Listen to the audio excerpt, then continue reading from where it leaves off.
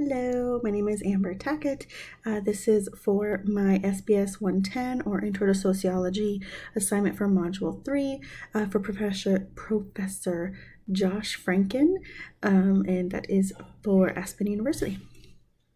So we'll go ahead and start with question number 1, which is: imagine you're the president of a Fortune 500 company. You start out as a secretary right out of high school, and you worked your way to the top. The vice president and CEO are always at odds. As an expressive leader, how do you resolve this social dilemma and restore order in the leadership positions between these two officers? So first of all, I would definitely try to get them to see eye to eye. Hopefully, because I worked my way up and kind of started from the bottom, I'm able to give them a different perspective, especially if there are people that just went straight into that job title. Maybe giving them a different perspective could definitely help them understand each other a little better. So that would definitely be one of the first things I did. And maybe try even social exercises like team building events between everyone in the company, and even, just the higher ups and stuff like that is also really helpful. I found it to be helpful in situations where I felt like I wasn't seeing the same with a coworker, and they actually really helped. I also could try to mediate between them, but I definitely don't want to try to continue that for very long because they should learn how to handle these things on their own as well. But I could definitely mediate at least for a little while, just to, again, I guess, reiterate to make sure that they see eye to eye, they're understanding each other, their differences, and getting them on the same wavelength so they can communicate better. Number 2, name 3 types of formal organizations. Explain how each is different. Also explain a time when you were involved in one of these types of organizations and the positives and negatives with it. The first type is a utilitarian. I think I'm saying that right, which basically those are group members that serve some function for their members.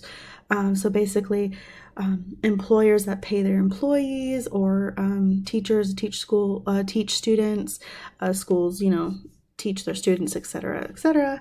And then there's normative, and that is more volunteer based. So basically, you don't necessarily get anything out of the group materialistic wise. It's more of a morally worthwhile kind of voluntary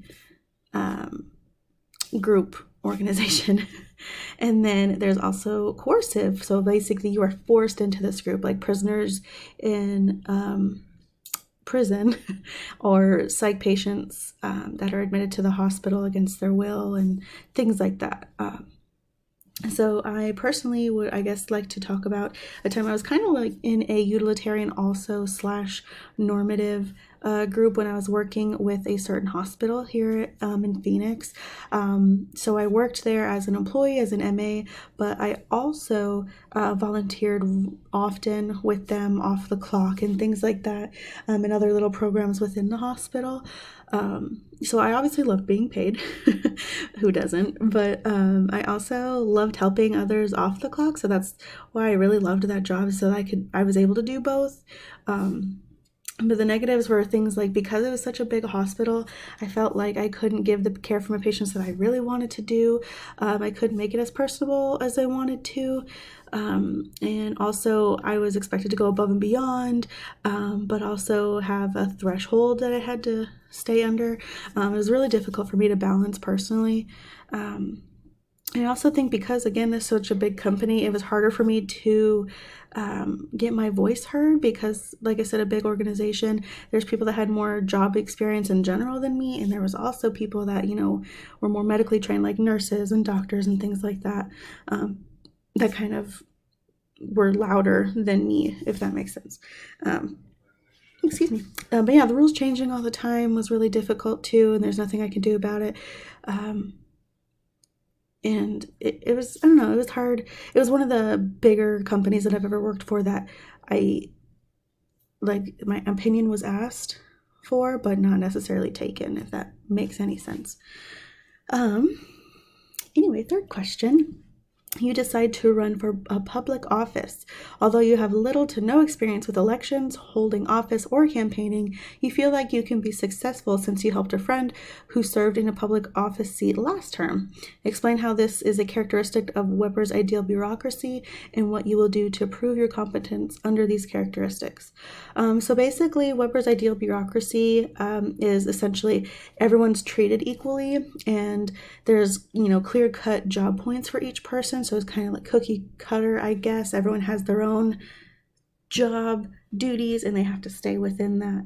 And it's just like a well-oiled machine, essentially. Everyone does what they're supposed to do, get in, get out kind of deal, from what I understand. And I feel like it'd be easy because it's such a cookie cutter type way of working, since I already had my toes dipped in a little bit by helping my friend or whatever last term.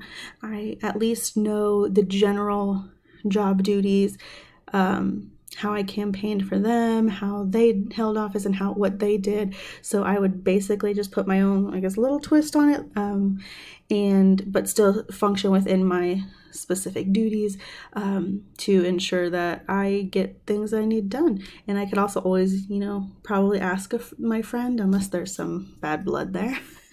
But yeah, like I said, since I would already know how all that would work, generally, I could just slip right in, not skip a beat, and go from there. And the last question, as a creative manager of a small group of employees in the advertising department, you notice one of your designers has withdrawn from the meetings, offering no input. The employee's alienation concerns you. What would you do to socialize this employee and engage them into their job? So I personally, if I would notice that as a manager, I would definitely try to sit with them one-on-one and kind of encourage them to talk to me as to why they are becoming more engaged, especially if they were once really engaged at one point. Maybe they're not feel like they're being heard. Maybe just them knowing that they're not just a number to me would help a lot. Definitely needing to see their perspective as to why they're suddenly withdrawn and how they could tell me how I could help them, if at all.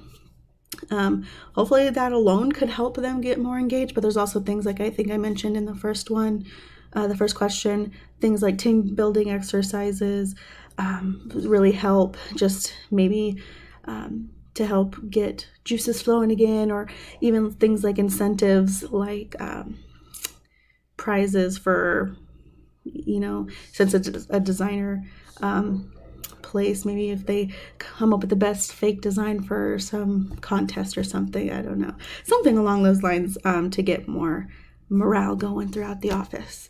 So yeah, thanks for listening to my ranting of these questions and answers. But yeah, thanks for listening. Bye.